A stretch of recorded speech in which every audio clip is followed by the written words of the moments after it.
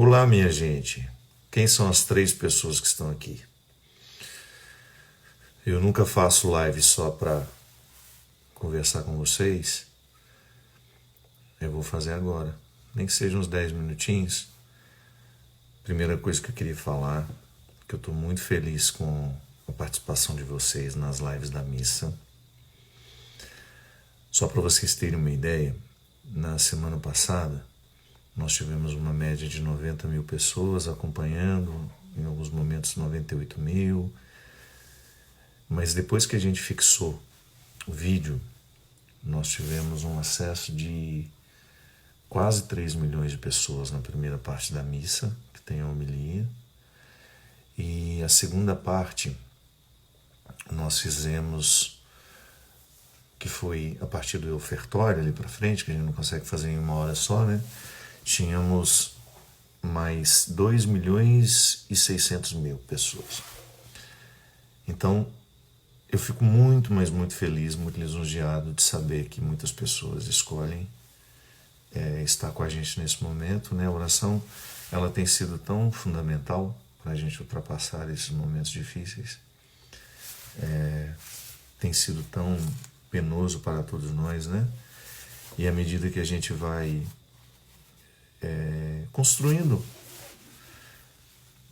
o nosso dia a dia, com as diferenças, a gente inclui a oração, é muito bom. Eu não tinha o hábito de fazer live, não tinha o costume de usar esse recurso, né? Agora, durante o confinamento, a gente tem usado muito. Estou dando alguns passos importantes nessa vida virtual, que antes eu não dava muita atenção para isso. Vocês têm observado que eu não estou há um tempo já na Canção Nova, com o programa de direção espiritual.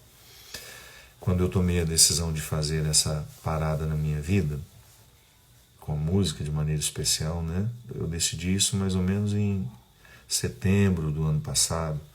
Acho que foi por aí que a gente comunicou à banda que a gente não teria mais as viagens.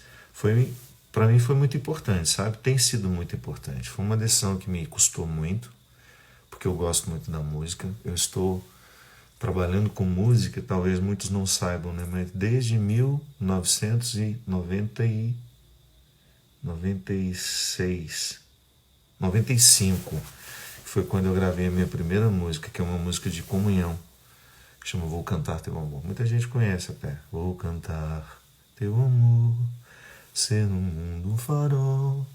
Eis-me aqui, Senhor, vem abrir as janelas do meu coração. Fiz essa música, eu ainda era seminarista. Na época o Padre Joãozinho me convidou para gravar. E desde então eu comecei o trabalho com a música. Logo em 97 eu já gravei o meu primeiro CD, De Deus um Cantador, lá nas Paulinas. Então, sempre esse trabalho com a música. E durante o meu período de adoecimento, para vocês terem uma ideia, ele é um resultado que eu fui construindo, né? Ninguém fica doente da noite para o dia, ninguém fica com síndrome do pânico da noite para o dia, ninguém fica com medo das pessoas da noite para o dia, ninguém fica deprimido da noite para o dia. E eu me lembro que o meu primeiro sinal foi justamente na estrada, uma dificuldade que eu estava enorme, gente. Vocês não sabem como era penoso quando eu ia chegando ao local do evento, quando eu tinha que descer da van, quando eu tinha que encontrar as pessoas. Era uma coisa que não estava no meu controle, sabe? Quem teve síndrome do pânico, quem teve depressão sabe. Não é uma coisa que você controla, que você decide racionalmente. Eu vou viver esse momento e vai ser tudo tranquilo. Não é. Definitivamente não é. E aquilo que antes para mim era uma fonte de tanto prazer, de tanta alegria, de tanta satisfação, de repente deixou de ser. Aí eu comecei a fazer uma retomada, né?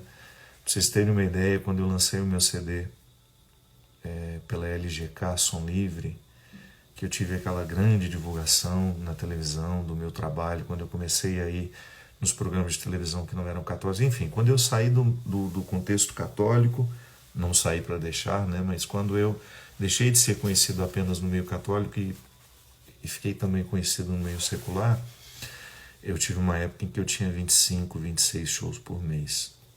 Às vezes eu ia em casa uma vez a cada 2 meses para trocar de mala. E nenhuma saúde aguenta isso, né? Sobretudo quando você tem uma natureza que pede a quietude. Eu sempre fui assim. Pode não parecer, mas eu sou tímido, muito tímido. Eu enfrento bem. Por exemplo, vou ter que falar para 1 milhão de pessoas. Nem frio na barriga me dá. Eu sou tímido nas relações interpessoais, sabe? Se eu chegar assim numa sala que tenham 6 pessoas, eu fico tímido. Eu não tenho timidez com a multidão, eu tenho timidez assim, no dia a dia. Fico extremamente constrangido quando as pessoas me abordam para tirar foto e eu sei que as pessoas estão olhando ao redor. Tudo isso me faz ficar muito constrangido. Então, eu tenho uma natureza melancólica, a melancolia sempre fez parte da minha vida. Sempre fui um menino triste, digamos assim, né? Não de tristeza, que vida infeliz que eu tenho. Não, não é disso não. É de uma coisa que eu tenho dentro de mim, que eu não sei de onde nasce, que acaba me identificando muito com tudo aquilo que é naturalmente melancólico, né? Eu, quando era adolescente, eu já tinha o hábito de ouvir uma música popular brasileira extremamente melancólica.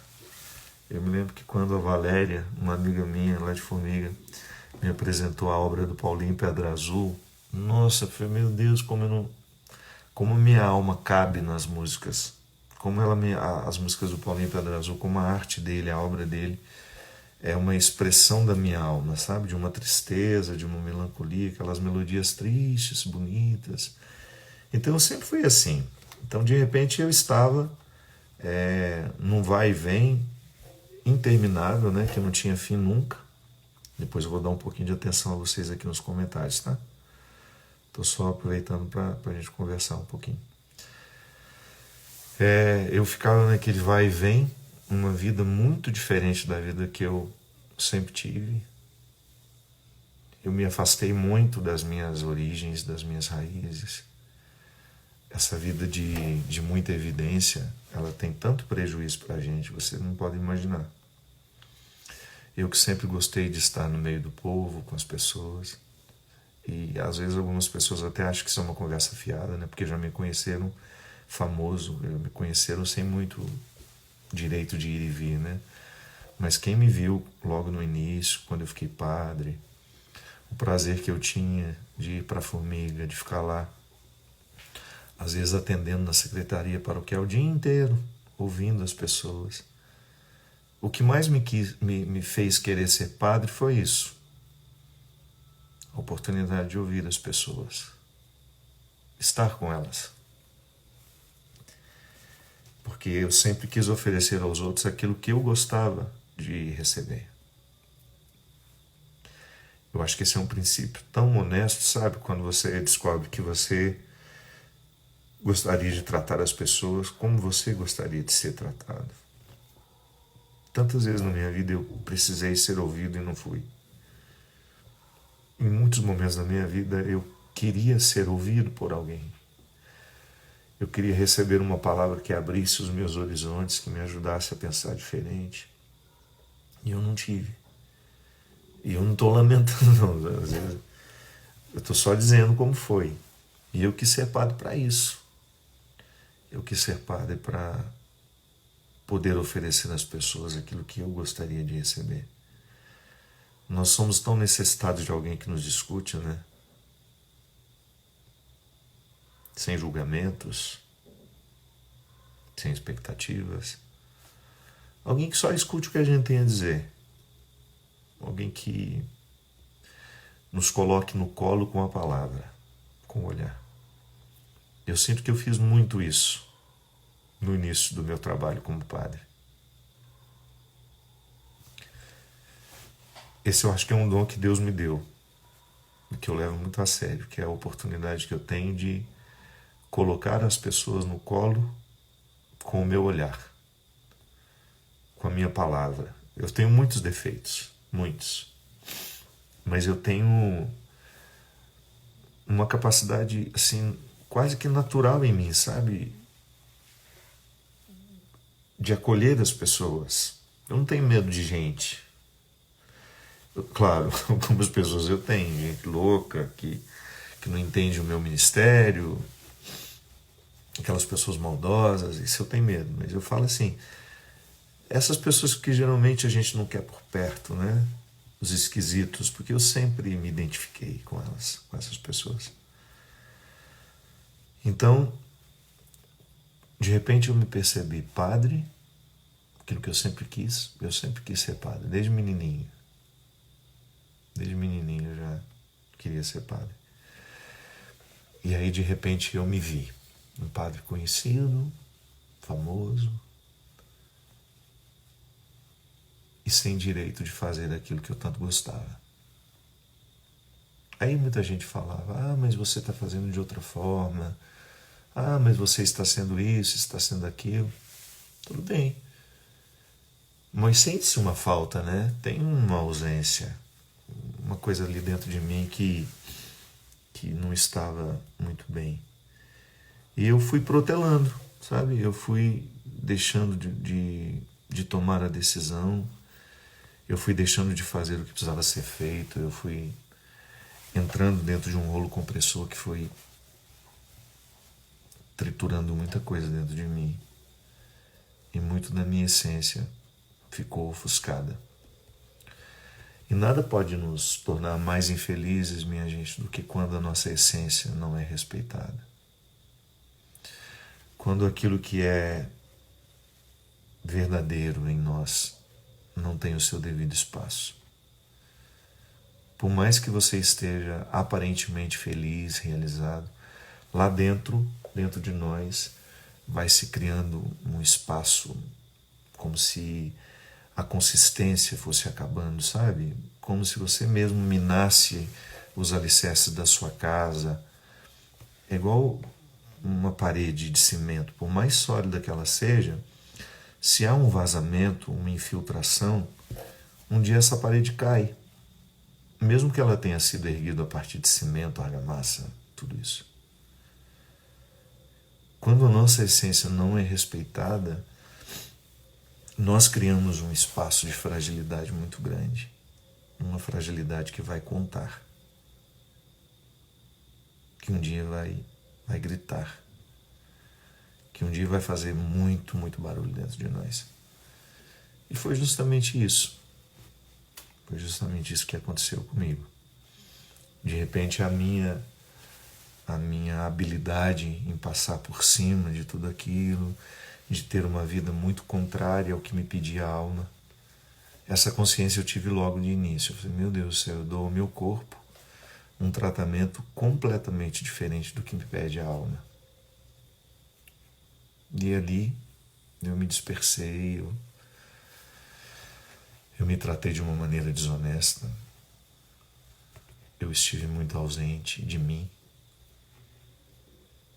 Muitas coisas da minha vida sacerdotal ficaram de lado. E de repente eu estava doente. O Padre Fábio, que tantas vezes esteve tão inteiro nas coisas, de repente teve que dizer que não era assim. Que a gente adoece também. E que por mais que a gente tenha vontade de ser forte, dizer que está tudo bem, não está. Não está. Mas foi tão libertador para mim, sabe? Porque para mim foi também muito bom. Porque eu me lembro que quando eu comecei a ser conhecido, sempre tem aquela possibilidade de você inventar um papel, né? De você fingir alguma coisa, para as pessoas gostarem um pouquinho mais de você. É uma tentação isso. E eu pensei na hora e falei, quando a primeira oportunidade de ir fora dos muros da Igreja Católica, pensei, opa, eu vou ser eu mesmo. Porque vai ser difícil. Imagina não sendo quem eu sou. Se eu tiver que me tornar conhecido sendo alguém que eu não sou. E é claro, eu não fiquei lá contando os meus pecados, as minhas misérias. Não, só fui eu. naquilo que é publicável, naquilo que faz bem ser público. E é claro que eu apanhei muito. Ah, é um homem vaidoso. Sim, não posso dizer para vocês que eu não sou vaidoso. Eu gosto de me cuidar, minha vida inteira foi assim, desde menininho. Mesmo muito pobre, a minha mãe conta que eu já gostava de escolher a camisa, a camiseta de malha que ela ia comprar, o short, eu já dava palpite, e eu chorava quando não comprava, que comprava roupa uma vez por ano, né? Eu me lembro que eu não tinha sapato, eu admirava os meninos que tinham sapato. Quando eu tive meu primeiro sapatinho, eu chegava de todo o compromisso que eu tinha com ele. O primeiro sapato que eu tive foi para fazer a primeira comunhão. Eu tinha uns 10 anos. Foi a primeira vez que eu calcei um sapato. Antes eu tinha que chute, conga, aquele sapato de pobre, né? Mas sapatinho mesmo, de verniz, bonitinho, foi o primeiro. Eu me lembro que eu guardava como se fosse uma joia. Então eu fui para a televisão e sou assim mesmo. Treino, faço academia. Em um determinado momento da vida, a atividade física se tornou um valor para mim. Eu descobri que era importante para a minha vida espiritual, descobri uma conexão entre a vida espiritual e a vida física. Fui bombardeado por isso, né? As pessoas me, nossa, que absurdo, não tem nada a ver, isso não diz respeito a um padre. Enfim, optei por ser eu mesmo, fiz a minha verdade prevalecer.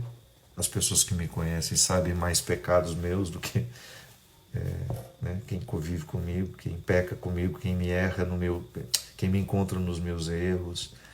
E graças a Deus eu sempre encontrei gente muito generosa, gente muito misericordiosa, que trabalha comigo, que me estende a mão, que não me condena. E é por isso que eu gosto de ser assim, sabe?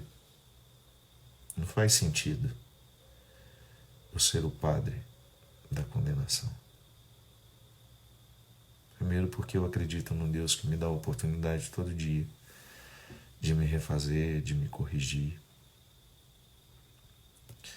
de entender o meu mecanismo, de não me desprezar por isso, de não me jogar fora por causa dos erros que eu cometo. Eu acredito neste Deus manifestado em Jesus que tem um carinho enorme pelos mais frágeis. Um Deus misericordioso que tem uma capacidade enorme de acolher os que a gente geralmente não acolhe. Então não poderia ser diferente o meu olhar. Não poderia ser diferente a minha presença na vida das pessoas. E aí, esse tempo estranho que nós estamos vivendo está me devolvendo um pouco disso. Volto ao início da conversa, né? Quando eu agradeci a vocês por me permitirem estar com vocês durante as missas, esse momento simples, tão despretensioso, mas que tem sido muito importante para mim, muito. É como se eu pudesse dar a vocês aquilo que eu sempre soube ser o mais sagrado para mim. Muitas coisas que eu faço, eu sou um padre que faz muitas coisas, eu sou escritor, eu sou cantor, eu sou compositor, e existem pessoas que são muito melhores do que eu fazendo isso.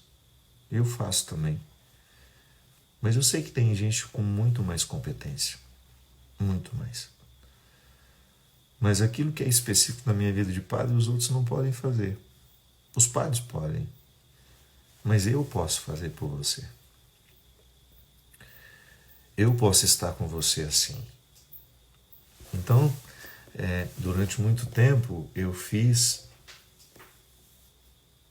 mais aquilo que os outros podem fazer, e não tanto aquilo que é específico meu. Claro, em tudo que eu fazia, eu me colocava como padre, mas às vezes eu estava extremamente cansado. É um pecado enorme contra a nossa vida, quando a gente não tem os espaços de reposição em a gente. E eu sei que isso não é um privilégio meu, você também enfrenta isso. Como às vezes você foi além das suas possibilidades? Quantas vezes você também ficou cansada, cansado porque você tinha extrapolado os seus limites? E quando a gente extrapola os nossos limites, a gente começa a oferecer ao outro aquilo que em nós está estragado, né? Aquilo que em nós é traumatizado, aquilo que em nós não é corrigido. Eu sempre tive muito medo de que a minha pregação acontecesse a partir da minha fragilidade, do meu trauma, das minhas neuroses. Da minha fragilidade não é nenhum problema, eu vou me corrigir aqui nesse termo. Porque eu sou frágil e faço o meu discurso a partir desse Deus que me salva frágil. Mas quando eu digo para vocês que é muito perigoso quando eu faço a minha pregação a partir das minhas neuroses, é muito perigoso. E o cansaço, ele é um gatilho para as nossas neuroses. Quando nós estamos fisicamente desgastados, emocionalmente desgastados, as nossas neuroses se avolumam e passam a ser a nossa voz. E é muito triste quando a minha voz tem o som das minhas neuroses. É muito triste quando você passa a falar a partir das suas neuroses, porque você passa a viver a partir das suas neuroses. Naquelas 4 dimensões que eu gosto de falar sempre: o pensamento, o sentimento, a palavra e a ação. Então, quando eu dou voz, quando os meus traumas, as minhas neuroses passam a ser o meu lugar, de onde eu falo, de onde eu sinto, de onde eu penso, de onde eu ajo, eu faço muito estrago por onde eu passo. E naquele momento eu descobri que eu não podia continuar como eu estava. Eu precisava parar. E o programa Direção Espiritual na Canção Nova, eu sabia que era o mais importante da minha missão. De tudo aquilo que eu fazia como padre, eu sempre dizia isso. Não são os shows, não são os livros, não são as músicas, mas é o programa. Aquela quarta-feira. Primeiro era numa quinta, né? Vocês que me acompanham, era numa quinta-feira, 11 da noite. Eu ficava cansado, meu Deus do céu. Eu viajava tanto. Ainda tinha que estar toda quinta-feira lá na Canção Nova, 11 da noite. Depois mudamos para quarta às 10, para ficar um pouco mais leve, para facilitar a minha vida com os shows. Mas ainda assim, foram quase 15, 16 anos de programa, e eu sinto que no momento da pausa com a música, eu precisava pará-lo também. Porque sabe quando você já tem uma sensação de que você não tem mais o que dizer? E por mais que Deus me auxiliasse muito, eu sempre... Se você me perguntar, padre, o que você vai falar no programa hoje? Isso 2 minutos antes de começar. Nunca soube. O Christian às vezes perguntava, né? O que nós vamos cantar? Eu falei, Christian, o que você sugere? Aí ele falava, sobre o que você quer falar hoje? Eu falei, não sei. Entramos ao vivo e só ali eu sabia. Era como se eu tivesse uma conexão, como se o Espírito Santo me desse, sabe, naquele momento, um auxílio extra. E por incrível que pareça, nos dias em que eu estava mais cansado, mais desgastado, eram os dias em que o programa fluía melhor, em que eu alcançava um nível de profundidade como eu sempre gostei, de tratar as questões humanas com muito respeito e profundidade. Nunca quis fazer um programa por fazer. E graças a Deus, minha gente, nesses anos todos, eu não tenho uma recordação, uma sequer, de algum evento também, não só o programa, de algum evento que eu subisse no palco em que eu cantasse só para terminar o tempo. Graças a Deus, nunca. Às vezes eu até brincava com a Mônica, né? Ela falava, pelo amor de Deus, faz um show mais curto hoje, que amanhã a gente levanta cedo.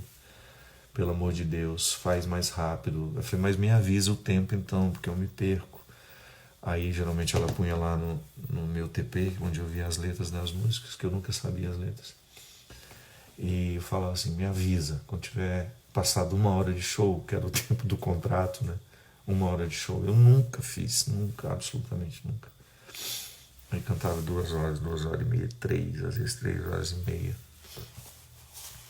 Eu nunca saí, graças a Deus, do palco, do altar, ou diante das câmeras da TV Canção Nova, com a sensação de que eu não dei o meu melhor. Nunca. Deus é minha testemunha aqui do que eu estou dizendo para vocês agora. O que às vezes eu não dava conta era do camarim, de não fazer direitinho.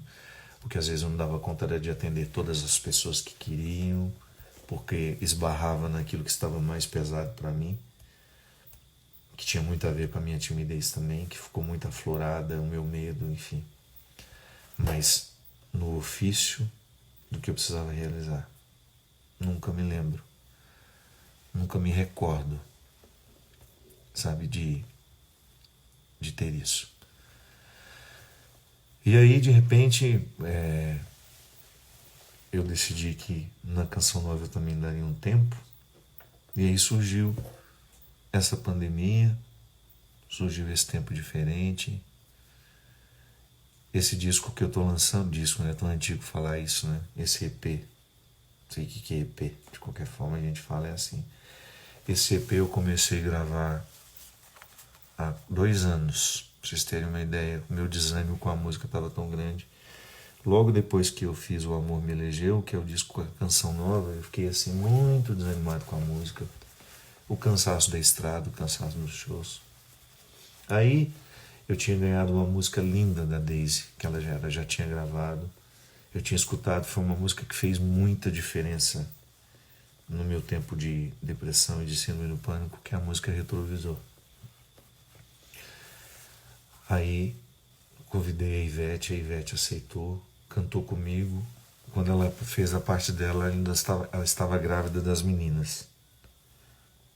E aí acabou que eu não lancei a música, ficou naquela coisa, aquele tempo difícil. Falei, meu Deus do céu, lançar essa música significa tanta coisa. Significa ter que dar entrevista, significa ter que fazer esse trabalho. Enfim, não tinha disposição. Aí o ano passado, Feijão Mas é um absurdo, né? Uma música tão linda, ficar parada. Aí então resolvi juntar 6 músicas que eu tinha ali, fiz a gravação delas. Ivete participou de uma, Simone Simaria dessa que vocês ouviram, Não Desisto. O Luan Santana, numa música linda que nós vamos lançar agora também. E 2 composições minhas, que serão 3 composições minhas que serão lançadas também. E aí veio esse tempo, comecei a usar um pouco mais a internet. Aí ouvi o conselho de muitas pessoas que me diziam, precisa ter o seu canal, de casa mesmo você produz material. E criei o canal para você se inscrever, para você estar comigo. E preparar um tempo assim, né? Como eu dizia para vocês no início, eu nunca imaginava que um dia eu ia fazer uma transmissão pelo Instagram da missa. E que essa missa atingiria tantas pessoas. A Luiz, acho que deve ser Luinês, tá aqui. Padre, a fama te incomoda? O senhor sente falta da liberdade de ir e vir? A fama incomoda um monte de coisa. A fama, tornar-se conhecido, eu acho falar mais assim do que ser famoso. Tornar conhecido pode chamar a atenção para aquilo que você acha importante em você. Então sempre compreendi que a oportunidade de ser conhecido me faz tornar conhecido o Evangelho, as ideias de Jesus, que eu acredito que tem um poder enorme de transformar as pessoas, de libertar as pessoas. A palavra de Jesus é naturalmente terapêutica, então eu não tenho dúvida de que o fato de ser uma pessoa conhecida me faz muito feliz em divulgar isso, que eu acredito tanto. Sim, perdi muito o direito de ir e vir, mas eu não posso dizer para vocês que não foi bom. Nossa, eu conheci tanta gente bacana, eu estabeleci tantos vínculos ricos, humanamente falando, que me enriqueceram muito. O fato de ser uma pessoa conhecida me colocou em contato com pessoas tão extraordinárias, situações tão extraordinárias. E às vezes você pode até pensar que são as pessoas famosas com quem eu convivo. Não. Eu tenho muitos amigos que são famosos, que são extraordinários para mim, que me ajudaram muito. Eu estou falando daquelas pessoas que eu tive a oportunidade de conhecer, que não são famosas e que mudaram muitas coisas dentro de mim. Então, estamos aqui neste novo tempo, criando cada vez mais a oportunidade de estarmos juntos. Agradeço muito a vocês que me acompanham, que compreendem bem o significado de tudo isso que eu estou vivendo. Tem sido muito especial, muito doloroso, não posso negar. Quem tem síndrome do pânico sabe como é ruim sentir o que a gente sente. Como é difícil às vezes a gente não ter coragem de fazer as coisas mais simples. Você tem medo do trivial da vida. Porque o rito, ele é absolutamente necessário. O rito da vida. O ritual. E às vezes o pânico, a depressão nos coloca indispostos ao rito. O rito do dia a dia. Você fica desencorajado para ir, para fazer, para falar. Sempre, minha gente, nos últimos anos, as coisas mais simples que eu precisava fazer, eu achava que eu não ia dar conta. Tinha uma missa, eu ia me aproximando do local e eu não vou dar conta de fazer. Precisava ir ao aeroporto para pegar um avião. Achava que não ia dar conta de pegar o avião e chegar até o lugar. Sabe quando você precisa pensar em cada fase do processo? E em cada fase do processo você acha que é pesado demais para você? O Paulo, que é o motorista que me levou durante todos esses anos, nas distâncias mais curtas, ele me levava para o aeroporto às vezes 2, 3 vezes na semana.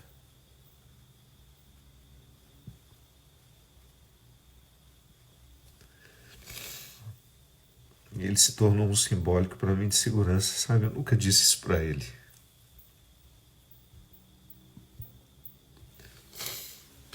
Eu entrava dentro do carro, né? Nos últimos anos, quando ia chegando a hora de ir, eu tinha algum desarranjo físico, sabe? Ou eu tinha uma febre, eu tinha diarreia, tinha ânsia de vômito, tinha tanta coisa. Aí parava o carro, eu entrava, chegava no aeroporto. Quando eu precisava descer do carro, eu olhava para ele assim. Ele sem ter ideia do que se passava dentro de mim, né? Geralmente eu me despedia dele assim: meu amigo, não vejo a hora de lhe ver de novo. Ele ria. E assim, quando eu chegava em Guarulhos, era a melhor coisa que tinha, era ver o Paulo ali no meio das pessoas.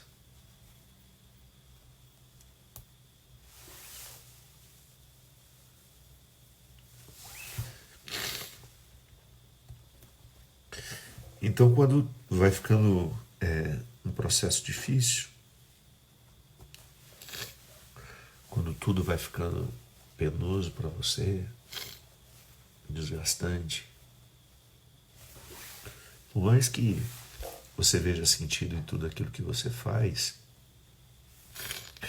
há uma ordem, né, sendo dada.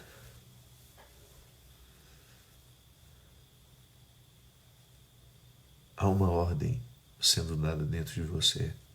Muda. Mexe as peças do jogo, né? Faça alguma coisa. Do jeito que você está jogando, você está perdendo. Aí você entra numa outra dimensão. Nossa, mas o que eu faço? Quantas vezes eu escuto isso, né? Você não pode parar. Seu trabalho é muito importante. As pessoas mesmo, para quem eu pedi ajuda. Quantas vezes eu ouvia isso? Mas você já parou para pensar quantas pessoas assistem esse programa? Sim, penso toda hora. Mas você já parou para pensar quantas pessoas se alimentam do seu trabalho? Sim, eu penso toda hora. E até qual é o ponto de limite para que o meu desgaste justifique, né, o bem que eu faço? Ou o bem que eu faço? Existe um limite para eu interpretar como importante? Será que existe algum direito em tudo isso, né? De que em algum momento eu possa pensar em mim sem tanto pensar naquilo que eu estou fazendo pelos outros? É difícil, né? É uma reflexão difícil, é uma matemática difícil de ser feita. Porque é uma pessoa famosa, mas é um padre que escolheu dedicar-se aos outros, que escolheu dedicar a vida a essa missão que é árdua. Eu sei que tem padres que têm uma vida muito mais difícil que a minha, mas muito mais. Há padres aqui mesmo da Diocese de Taubaté que celebram 6 missas por dia, que andam distâncias grandes, que passam o dia inteiro atendendo pessoas, estão cansados, muito cansados. Vocês não fazem ideia quando nós temos o nosso retiro, o retiro do clero, a coisa que a gente mais identifica é o quanto os padres estão cansados. E ali eu, olhando para mim, para a vida que eu tenho, identificar que um cansaço extremado que pode ser que quando eu contar para o outro eu tenha até um pouco de vergonha. Mas não tem como inventar uma outra situação. E aí essa oportunidade que eu estou tendo de estar presente na vida do povo sem necessariamente precisar enfrentar os meus medos. Tem sido bom, sabe? Mas também é perigoso. É perigoso porque eu não posso me acomodar a isso. Eu não posso me adaptar aos meus medos. Eu sei que você também não pode se adaptar aos seus medos. Quando a gente se adapta aos nossos medos, o que acontece?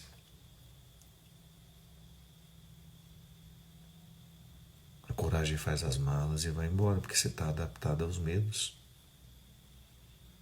Toda hora que eu preciso me enfrentar, eu tenho que pegar uma coragem aqui dentro, que eu não sei onde está, em que lugar ela existe. Então, se eu fico adaptado aos meus medos, é como se eu desse a propriedade da minha vida aos medos. Então, eu estou aqui com pessoas que não me causam medo, que não têm expectativa, porque isso me desgastava no meu dia a dia. Quando você sai da sua casa, você sabe que o tempo todo você será solicitado. No primeiro momento isso é tão bom, mas depois isso é tão pesado. Que é como se você estivesse o tempo todo num estado de vigilância, porque absolutamente nada em você poderá falhar. As pessoas não estão geralmente preparadas para as nossas falhas.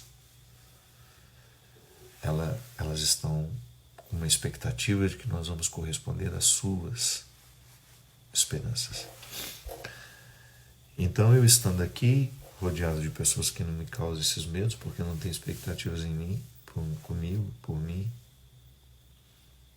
Me veem como eu sou, me amam como eu sou. Eu posso ficar adaptado, né? Então tá bom, agora eu tenho meu programa eu tenho meu canal no YouTube, vou fazer o meu programa daqui de casa, vou fazer um programinha menor para estar presente na vida de vocês. Esse é o plano, esse é o projeto, né? Mas e se de repente isso ficar tão confortável que eu não queira mais outra coisa? Então aí é isso que eu tenho pensado muito, sabe? Eu vim aqui para falar para vocês do horário da missa de amanhã, vim aqui partilhar com vocês da minha alegria de estar utilizando um pouco mais as redes sociais como padre, fazendo aquilo que só um padre pode fazer. Porque eu sei que vocês me acompanham por diversos motivos. Algumas pessoas me acham engraçado, algumas pessoas me acham, eu gosto dos seus textos, eu gosto disso. Eu fico feliz, todo mundo tem um motivo para, de alguma maneira, querer estar comigo. As redes sociais são salas de estar. Nós estamos todos reunidos. De vez em quando a gente toma um café juntos, chora, ri. Mas é bom estar também. É saber que vocês me acolhem como padre. Vou contar uma coisa para vocês. Naquelas informações que só eu tenho dos posts, no início, quando eu tinha ali alguns poucos milhões de seguidores, 2, 3, o que mais repercutia eram as minhas brincadeiras com os bichinhos. De repente, os posts que mais repercutiam, passaram a repercutir, eram os nossos textos de reflexões pequenas, pílulazinhas, né? Que às vezes nem temos muita disposição para o texto longo. Que coisa impressionante. Como aquilo foi uma resposta de Deus para mim, sabe? Que bom, o humor aproximou, continuou. Porque eu sou assim, eu acho uma coisa engraçada e quero partilhar. Invento uma historinha para a gente poder rir um pouco, eu acho que isso faz parte, é bom. É bom a gente ter isso. Mas é muito bom que vocês, saber que vocês me acolhem como padre.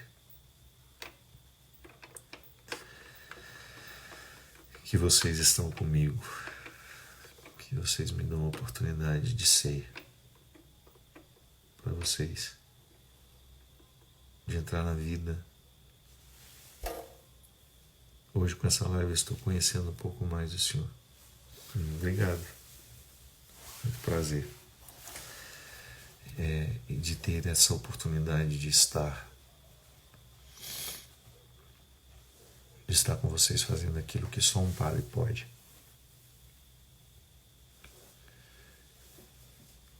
Então, permaneço unido a vocês. Acho que a comunhão tem sido a palavra-chave desses dias. Amanhã a missa vai ser às 11. Eu entrei aqui para isso, eu acabei não falando. Amanhã às 11 da manhã a gente tem a missa. Vamos fazer uma homenagem às mães. Eu sei que muitos de nós não têm o privilégio de estar com as mães. Nós gostaríamos de estar. Mas amanhã nós queremos estar através da nossa oração. Do nosso carinho, que é uma maneira muito sofisticada de estar na vida de uma pessoa. Toda vez que você reza por alguém, ninguém reza para acontecer uma coisa ruim, né? Bem, a não ser que seja doente da cabeça. Mas toda vez que eu entro em conexão com Deus por uma pessoa, quando eu oro por uma pessoa, eu naturalmente estou movido pelo meu bem-querer, pela água mais limpa que existe em mim, pela água mais saudável que existe em mim. Então a oração é a gente oferecer ao outro o que a gente tem de melhor, o sentimento mais nobre, mais vivo, mais cristão. É isso, minha gente. A gente ainda não está fazendo muita coisa no YouTube porque tem um processo. Eu não entendo muito bem, o meu povo lá está cuidando. A gente ainda não pode ter transmissão ao vivo, nós ainda temos alguns limites, alguns protocolos a serem vencidos, porque o canal foi recém-criado, né? Então, se você tiver vontade de me acompanhar por lá, você pode se inscrever e a gente vai aos poucos ocupando esse espaço vazio que ficou da Canção Nova. Muita gente me pergunta, é aqui na Canção Nova, desculpa, é aqui no Instagram, às 11 horas da manhã a missa, tá? Não pode ser no YouTube ainda. Muita gente me pergunta, padre, o senhor deixou a Canção Nova? Não. Tanto é que era para estar lá na Festa da Misericórdia. Sempre que a Canção Nova precisar de mim, eu estarei. A Canção Nova não era um trabalho que eu tinha. Nunca recebi um tostão para estar lá. Sempre foi o meu espaço de gratuidade. Fazia o programa com imenso prazer, com imensa alegria, até o momento que eu disse para vocês que ficou muito pesado, muito difícil. Então eu não abandonei a Canção Nova. O programa Direção Espiritual acabou? Não.